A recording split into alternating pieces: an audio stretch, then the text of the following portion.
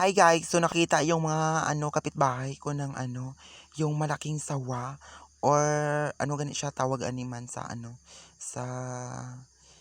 sa Tagalog yung malaking basta ahas na malaki, no? Tingnan niyo mamaya, oh, di ba? Sabi ko sa niya, buksan mo, pagkita mo. Ayan. Sige, balot niyo siya. Actually, guys, kinain niya yung guys, yung manok.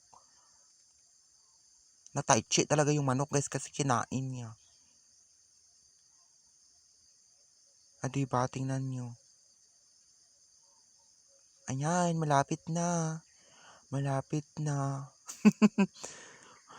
Natakot talaga ako, guys. Napakalaki, guys. At napakataas. Burn na.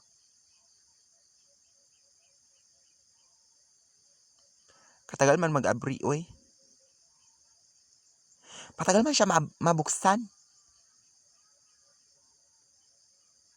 Bilisan mo!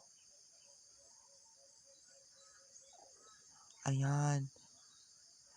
So, another 1 hour ulit ang paghintay natin. Kasi, pa siya. Nakabalot pa siya. Ayan, ayan, ayan. Malapit na. Malapit na! Malapit na. Malapit na. Ah! Ayan. O, diba? Kumukurog talaga yung tingles ko, guys. Burn na. Nakatakot talaga siya, guys. Yan. Kumukurog din ako. Mabilis siya magalaw-galaw, guys.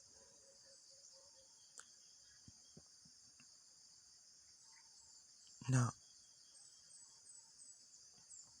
Pero hindi yan siya pinatay, guys. Pinakawalan din. Gitake na lang nila as a remembrance, no? Di punggo lang remembrance.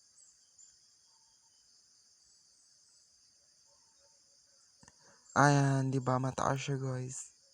Nakakatakot talaga siya. Kumukurog lang yung yung tingle ko sa pagtingin sa kulay niya. My God, na-burn na ako sa kulay niya. Nakakatakot.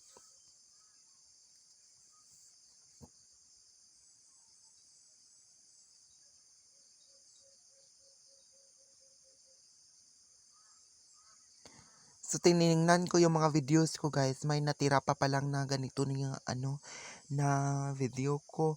So, yung 1 in 30 seconds ko is na-upload ko na siya. No, so, matagal na ito dito sa cellphone ko.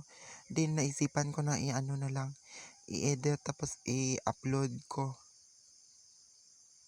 Ayan, so sabi ko sa kanya, ilagay mo na yan sa sako.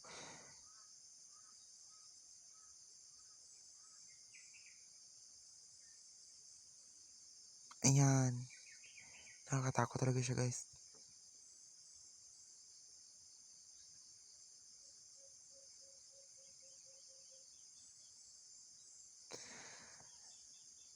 Ayan. So, yun na yun. Diba? Laki.